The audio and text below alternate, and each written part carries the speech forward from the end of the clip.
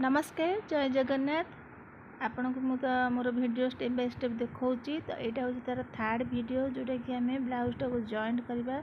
तो देखु मुझे केमती गोटे पर गोटे सब जॉइंट करुँची। प्रथम मुझे बैक साइड ब्लाउजटार प्रिंट मारिदे दीपट साइड जोटा कि 4 इंच 4 इंच उपरको मराहब। आउे यहाँ देखु आम चोली पटर तलपट पीसटा जो पटे आम हाफ इंच सेव करते से पटू आमको हाफ इंच रे प्रिंट मारे पड़ो।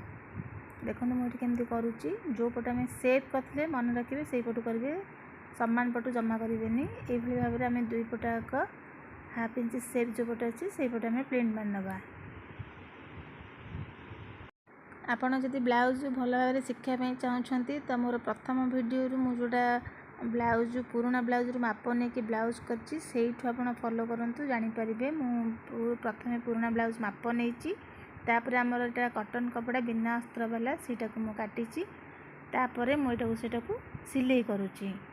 तो मुझे सेकेंड पीस जॉइंट करुँची। प्रथम आम चोलीर छोट पीसटा को जॉइंट करवा तापर आम चोली बसवा। देखो मुझे केमती करुँची यहीपरि भाव में आम गोटे गोटे सब तार जॉइंट करनवा। जदि आपणकर किसी एक्स्ट्रा पड़ा बड़ी जाऊँगी तो आपड़ से पछरे सेव कर काटिदेवे जोटा कि सामान्य भाव। देखो आम यहाँ कप या आम ए साइड पटा को जॉइंट करवा। से आपड़ जब बिना स्किप रे देखिए हुए तो आप सब बुझीपारे मुझे केमती स्टेप बाय स्टेप स्टिचिंग करुँची। आपड़ धीरे धीरे जदि आप हाथ सेट नहीं आप धीरे धीरे घरे भी प्रैक्टिस करेंगे। यहाँ बहुत सहज किसी डिफिकल्ट नहीं।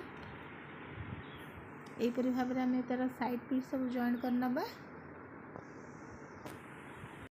मुझे सिलाई कला बेले सब डबल सिलाई पकई दूची। जदि आप नुआ कर प्रथम सिंगल सिलाई पकातु कहीं जब खोलिए डबल सिलाई पकेबे तो आप हैरान हो खोलियापा। तो बर्तमान आमर ये 3 पीस जॉइंट हो जाए। चलते आम तार भी पट्टीटा को जॉइंट करवा। से मुझे धरिकी कपड़ा कर देखु पट्टी सिलाई कला बेले आमर जो प्रिंट आम मारी आमर चोली रे से प्रिंट आसो सेटा को आपड़ टिके उल्टे केमती रखिथे। देखो मुझे फोल्ड करके रखिली तापर कपड़ा सेट करके सिलाई करेंगे।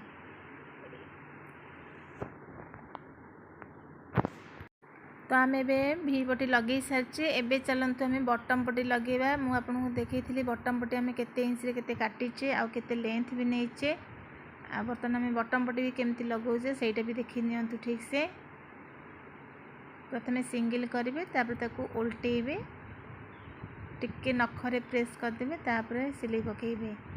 बटम पट्टे 2 पटे सिलाई पकेबे। प्रथम लक सिलाई गोटे पकेबे तापर 3 सूत 4 सूत छाड़ी आ गोटे सिलाई पकेबे। जेहेतु ये टिके लाइट कलर कपड़ा अच्छी तो आपन को हुए तो ठीक से स्टिचिंग गुड़ाक देखा जाऊ नथिबो। आबे आम चलतु तार सब बेल्ट आम जॉइंट करदे। जो छोट छोट कपड़ा आम काटी अंटा पट्टी आउ बेक पट्टी क्रॉस पट्टी जो बेक पट्टी आम तो क्रॉस पट्टी लगे जेहेतु आम राउंड नहीं रखीचे से क्रॉस पट्टी लगे। अंटा पट्टी हाथ पट्टी मु तो प्राय पट्टी लगाए किंतु प्राय से सब अलग जो मैंने सिलाई कर तो फोल्ड करदे बिना पट्टी कि पट्टी लगेले आपन को सपोर्ट मिल आ ब्लाउजटा फिनिशिंग भी ठीक से देखा आ पिंधिला बेलू भी कंफर्टेबल लगे। एबे देखंतु मुझे क्रॉस पट्टी केमिति जॉइंट करुँची। आपन जमा सीधा करेंगे क्रॉस पट्टी माने सेटा को क्रॉस टाइप रखिकी ही सिलाई करेंगे। यहीपरि भाव में आम क्रॉस पट्टीटा सब जॉइंट करदे। जदि आपन ये पाइपिंग देवाक भी चाहिए तो अलग कपड़ा रे आपन एमती क्रॉस पट्टी भाया काटिकी पाइपिंग लगे पारे। जेहेतु यहाँ डेली यूज ब्लाउजटा तो मत से किसी एत कराया पड़ानी नॉर्मल सिंपल ब्लाउजटा। तो ये भाव में देखो तापर आमर काज पट्टी लगे दूची। काज पट्टीटा आमर सेम से अंटा पट्टी ही यूज हुए अलग तापाई किसी माप नहीं। आम अंटा पट्टी जी 1.5 इंच नहींचे काज पट्टी भी से मापर ही आम नवा। तो यहीपरि भाव में आम काज पट्टी भी लगे देचे। देखो काज पट्टी मुझे लगे सारी आमर जहाँ एक्स्ट्रा कपड़ा अच्छी मुझे काटी दूची। आम काज को पट्टीटारे आम पुणी ए डबल सिलाई पकेबा जोटा कि आम चाप सिलाई पड़े। तापर आपन ताको मोड़िकी हाथ में हेम करें। तो ये देखु काज पट्टीटा लगे सारी एबे आमे चलतु देखो ये काज पट्टी आ बटम पट्टी पूरा सामान भाव अच्छी किसी बड़ सान होनी आबे आमे चलतु तार कांध जॉइंट करवा से आम बैक साइड कपड़ा को आनिबा प्रथम सीधा पटे आमको कांध जॉइंट करा पड़ो ओल्टे नुह प्रथम सीधा पटे पकेबे से पुणी दुई सूतारे आपण गोटे सिलाई दुई सूतारे प्रथम सीधा पटे पकेबे तापर ताकू ओल्टे की आपण से हाफ इंच गैप रे कांधर सिलाई देखंतु मुझे केमती पकाउची एपर भाव में आपण कांध जॉइंट करदेबे। तो ये चलतु आम बर्तमान बेकरे आम क्रॉस पट्टी लगे देखो मुझे केमती क्रॉस पट्टी धरी आ सिलाई भी करुच्ची आपणकर हाथ जदि सेट नहीं तो आप धीरे धीरे प्रैक्टिस करूँ ना हाथ में आप आग टांका पकई दिंतु हाथ में सिलाई करूँ तापर मेसीन पाक जीवे जदि आप नुआ शिखुंट तो आपन को हुए तो डिफिकल्ट हम देखो ये आमर ये क्रॉस पट्टी लगे देचे तो ये आम जहाँ बड़का कपड़ा आम काटी नहीं जावा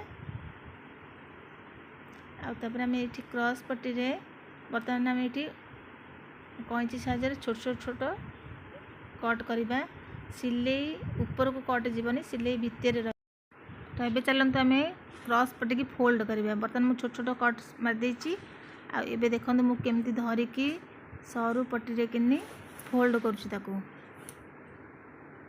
आपण एमती फोल्ड करदेवे। तो बर्तमान आमर ये बेक पट्टी काम सरी जाइए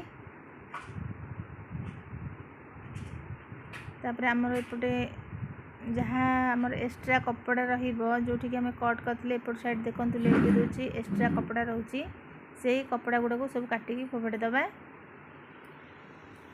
धीरे धीरे काटिबे जमती ब्लाउज न कटिब तापर ये मोड़ी ताकू हाथ में हेम करदेबे। तो बर्तमान चलतु आम एबे ब्लाउज फिटिंग करवा तो ब्लाउज फिटिंग करवाटा हूँ निहाती इम्पोर्टेंट पॉइंट कहीं ब्लाउजटा फिटिंग ही ठीक ठाक रुहे जदि फिटिंग ठीक न रहिबो तो पिंधिया असुविधा हे तेणुक यही फिटिंग जगह आप इम्पोर्टाट देकी देखूँ। तो प्रथम आम काजपट्टी बटम पट्टी सामान रखीदबा आउ पिन ने लॉक करदबा तापर आमर एपट बैक पुणी आम बैक साइड कपड़ा पकईकी सामान करके रखिए हाथ में टिके प्रेस करदे जोटि आमर सामान हो कांध कांध जगह अंटा अंटा जगह आमर काजपट्टी बटम पट्टी आउ पछपट कपड़ार अंटा मझी साइजटा अंटा जगह रुकुनी सेटा सामान रहिबो आउ तापर जहाँ भी कपड़ा रहा तो आपड़ से छाड़देवे आठी आप लॉक करदे एमती पिन देके आप लॉक करदे तो आपको फिटिंग करने को किसी असुविधा हे ना। यहीपरि भाव में आम दुई पट साइड पिन द्वारा लॉक करदबा ताकि सिलाई करने को फिटिंग करने को आमको सुविधा हे कि आग पछ कपड़ा हेनी।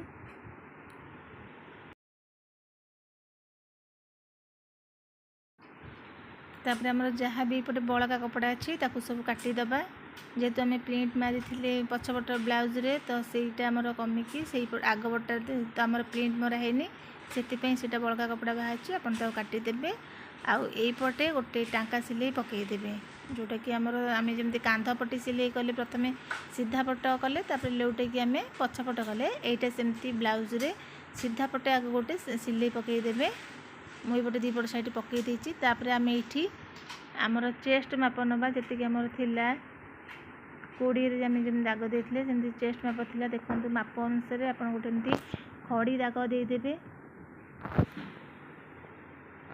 तो जेहेतु ब्लाउजटा आमर 40 साइज ब्लाउज तो आमको 20 रखा पड़ो फिटिंग करा पड़ो तो आमर ये अच्छी 23 अच्छी तो मत 3 इंच माइनस करा पड़ो से मत 1.5 इंच लाखे एपटू आउ सेपटू खड़ी मार्क देवाक पड़ो जोटा कि आमर फिटिंग दाग आम 23 अच्छी जदि आम 3 इंच माइनस करदे तो आमर चेस्टा 20 रहा जोटा कि आमर 40 साइज ब्लाउज का तो मुझे से मापटा भी नहीं जाइए आ खड़ी दाग भी देदेली।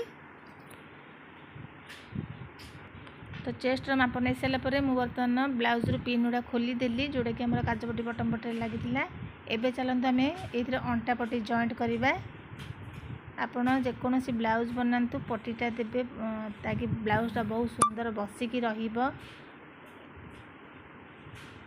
ଆଉ ଆପଣ ଏଇଭଳିଆ ଦେଖନ୍ତୁ ପଟି ଜଏଣ୍ଟ କଲାବେଳେ ଆପଣଙ୍କୁ ପ୍ରିଣ୍ଟ ଦୁଇଟା ଯାକ ଦେଇକି ଯିବାକୁ ପଡ଼ିବ। ସେଇ ଟାଇମ୍ରେ ଆପଣ ପ୍ରିଣ୍ଟ ଜାଗାରେ 2 ସୁତ ଲେଖେ କପଡ଼ା ଫୋଲ୍ଡ କରିକି ସିଲେଇ କରିଦେବେ ପଟିରୁ।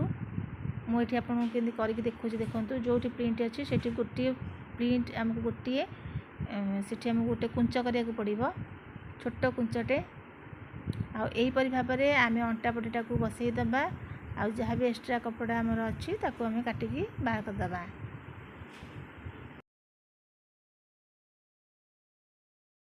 ଅଣ୍ଟା ପଟି ବସି ସାରିଲା ପରେ ପୁଣି ଏମିତି ତାକୁ ଟିକେ ନଖରେ ପ୍ରେସ୍ କରିଦେବେ। ଆଉ ତା ଉପରେ ଗୋଟେ ଚାପ୍ ସିଲେଇ ପକାଇଦେବେ। ଯେମିତି ଆମେ କାଜ ପଟିରେ ଲଗେଇଥିଲେ ବା ବଟମ୍ ପଟିରେ ଲଗେଇଥିଲେ, ବେକ ପଟିରେ ଲଗେଇଥିଲେ, ସେଇଭଳି ଅଣ୍ଟା ପଟିରେ ଆମେ ସିଲେଇ କଲା ପୂର୍ବରୁ ସବୁବେଳେ ଡବଲ୍ ସିଲେଇ ବା ଚାପ୍ ସିଲେଇ ଗୋଟେ ପଡ଼େ। ତ ବର୍ତ୍ତମାନ ଆମେ ଅଣ୍ଟା ପଟି ଲଗାଇ ସାରିକି ବର୍ତ୍ତମାନ ଆମେ ଏଇଟା ଯେହେତୁ କଟନ୍ ବ୍ଲାଉଜଟା ତ ଆମେ ଏଇଥିରେ ହାତରେ ହାତ ପଟି ବସେଇବା। এইটা যেহেতু প্রিন্ট ଅଛି ସେଥିପାଇଁ ମୁଁ କପଡ଼ାକୁ ଡାଇରେକ୍ଟ ଫୋଲ୍ଡ କରିନି, କାହିଁକିନା ଆମର ପ୍ରିଣ୍ଟଟା କଟିଯିବ। ଏବେ ଚାଲନ୍ତୁ ଆମେ ହାତ ବସାଇବା ପାଇଁକା ସେଟ୍ କରିବା, ଯେଉଁଟାକି କାଖ ସେପ୍ଟା। ତ ଆମକୁ କେମିତି ସେପ୍ କରାଯାଏ ଦେଖନ୍ତୁ। ମୁଁ ଏଠୁ 1/2 ଇଞ୍ଚ ଡାଉନରେ ନେଇଛି କାଖ ସେପ୍ଟା। এইଟା କରିବା ନିହାତି ଜରୁରୀ। এইଟା ଯଦି ଆପଣ ରଖିକି ତାପରେ ସିଲେଇ ପକାଇଦେବେ ତ ଆପଣଙ୍କ କାଖ ପଟେ କୁଞ୍ଚ ନିଶ୍ଚିତ ରହିବ। এইটা 1/2 ଇଞ୍ଚ ଯେମିତି ହେଲେ ଆପଣ କାଟିବେ। ଦେଖନ୍ତୁ ଏବେ ବର୍ତ୍ତମାନ ସାଇଜ୍ ହେଇଗଲା। ତାପରେ ଏଇଠୁ ଆମେ 1/2 ଇଞ୍ଚ ସେପ୍ କରିବା। ଯେମିତି ହାତରେ ଆମେ ସେପ୍ କରୁଛେ କପଡ଼ା, ସେମିତି ବ୍ଲାଉଜର କାଖ ପଟେ ବି ଆମକୁ ସେପ୍। ଦେଖନ୍ତୁ ଏଇଠି ହାତରେ ସେପ୍ ଅଛି, ଯେମିତି 1/2 ଇଞ୍ଚ ସେପ୍ ଅଛି, ଏଇ ପଟକୁ ବି ଆମକୁ ବ୍ଲାଉଜର 2 ପଟୁ ବି ସେମିତି ସେପ୍ କରିବାକୁ ପଡ଼ିବ। ମନେ ରଖିବେ ଗୋଟିଏ ଗୋଟିଏ କପଡ଼ା କାଟିବେ, ଡବଲ୍ କପଡ଼ା କାଟିବେନି। ଏମିତି ଲେଉଟେଇ ଦେଇକି ପୁଣି ଏପଟ ସାଇଡ଼୍କି ଆମକୁ ଏମିତି ସେପ୍ କରିବାକୁ ପଡ଼ିବ 1/2 ଇଞ୍ଚରେ। ଏମିତି କରିବା ଦ୍ୱାରା ଆପଣଙ୍କର ହାତଟା ଠିକ୍ସେ ବସିବ ଆଉ ପିନ୍ଧିଲା ବେଳେ ଆପଣଙ୍କର କିଛି ବି ପ୍ରୋବ୍ଲେମ୍ ହେବନି। ଏଇ ଜାଗାଟା ନିହାତି ଇମ୍ପୋର୍ଟାଣ୍ଟ ବ୍ଲାଉଜର। ହାତ ବସାଇବା ପୂର୍ବରୁ ଏଇ କାମଟା ନିହାତି କରିବେ। ତେଣୁକରି ଆପଣ ଯେମିତି ହାତ ବସାନ୍ତୁ, ସିଧା ବସାନ୍ତୁ କିମ୍ବା ଫୋଲ୍ଡ କରିକି ବସାନ୍ତୁ, ଏଇ କାମଟା ଆପଣ ନିହାତି କରିବେ। ତ ଏବେ ଚାଲନ୍ତୁ ଆମେ ହାତ ବସାଇବା। ତ ଏଇଠି ମୁଁ ହାତଟାକୁ ସିଧା ପଟେ ବସାଉଛି। ଯଦି ଆପଣ ସିଧା ପଟେ ବସାଇଲା ବେଳକୁ ଆପଣ କନଫ୍ୟୁଜ୍ ହେଉଛନ୍ତି ବା କପଡ଼ା ବଡ଼ ସାନ ହେଉଛି, ତ ଆପଣ କାନ୍ଧ ପଟ ସେଣ୍ଟର ମାପରୁ ଆଉ ହାତ ସେଣ୍ଟର ମାପରେ କିନି ଗୋଟେ ପିନ୍ ଲଗାଇଦେବେ, ଯେଉଁଟାକି ଆମର ଲକ୍ ହେଇକି ରହିଯିବ। ତାପରେ ଯାହା ବି କପଡ଼ା ଅଛି ଏପଟ ସେପଟ କରିକି ମାରିବେ। ତ ବଡ଼ ସାନ ଏଠି ଆପଣଙ୍କର କିଛି ହେବନି, କିନ୍ତୁ କାନ୍ଧ ସିଲେଇ ଆଉ ହାତର ସିଧା ସିଲେଇଟା ଯେମିତି ସଠିକ୍ ଭାବରେ ରହୁଥିବ। ତ ଏହିପରି ଭାବରେ ଆମେ ଏଠି ହାତ ସିଲେଇ ପକାଇ ଦେଇଛନ୍ତି। ଦେଖନ୍ତୁ ଯଦି ଆପଣ ମେସିନ୍ରେ କମ୍ଫର୍ଟେବଲ୍ ହୋଇପାରୁନାହାନ୍ତି, ନୂଆ ନୂଆ ଶିଖୁଛନ୍ତି, ହାତ ଠିକ୍ସେ ବସାଇ ପାରୁନାହାନ୍ତି, ତ ଆପଣ ହାତରେ ସୂତା ଛୁଞ୍ଚି ସାହାଯ୍ୟରେ ପ୍ରଥମେ ହାତ ସିଲେଇ ପକାନ୍ତୁ, ତାପରେ ଯାଇକି ମେସିନ୍ରେ ଫିଟିଂ କରନ୍ତୁ। ଏହିପରି ଭାବରେ ଆମେ ଏବେ ହାତ ସିଲେଇ କରିଦେଇଛେ। ଏବେ ଚାଲନ୍ତୁ ତା'ର ଫିଟିଂ କରିବା। ତ ସେଥିପାଇଁ ପ୍ରଥମେ ଆମେ ହାତର ମହୁରୀଠୁ କପଡ଼ା ପୁରା ଦେଖନ୍ତୁ ସେଟ୍ କରିକି ରଖିବେ। ଯେମିତି ଆମେ ଆଗ ସିଧା ସିଲେଇ ପକାଇଥିଲେ ବ୍ଲାଉଜର ଫିଟିଂ ପାଇଁକା, ସେମିତି ଆଗ ସିଧା ସିଲେଇ ପକାଇବେ। ଆମେ ତ ଅଣ୍ଟା ଯାଇ ମାରିଥିଲେ, ତାପରେ ହାତ ଆମେ ପଛରେ ବସାଇଲେ, ସେଥିପାଇଁ ଆମେ ଏଠି ସିଲେଇ ପକାଇ ନଥିଲେ।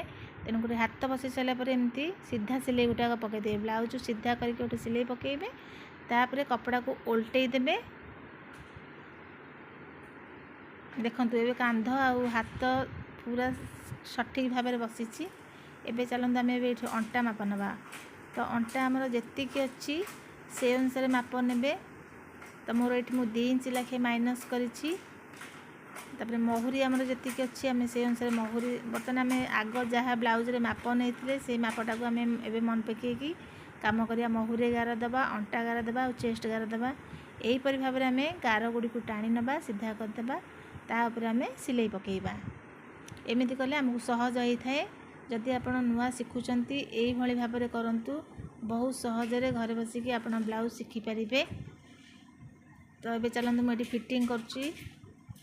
ଫିଟିଂ କଲା ପୂର୍ବରୁ କପଡ଼ାକୁ ହାତରେ ଠିକ୍ସେ ଧରିବେ, ନହେଲେ କପଡ଼ା ଏଠି ବଡ଼ ସାନ ହୋଇଯିବ। ଦେଖନ୍ତୁ ମୁଁ ଏବେ ଫିଟିଂ କରିଦେଇଛି। ଆଉ ଏବେ ଦେଖନ୍ତୁ ମୋ ବ୍ଲାଉଜଟା ସମ୍ପୂର୍ଣ୍ଣ ଭାବରେ ହୋଇଯାଇଛି। ଯଦି ଆପଣଙ୍କୁ ମୋର এই ଭିଡ଼ିଓଟା ପସନ୍ଦ ଆସିଛି ତ ଗୋଟେ ଲାଇକ୍ ନିଶ୍ଚିତ କରିବେ। ରହୁଛି, ନମସ୍କାର।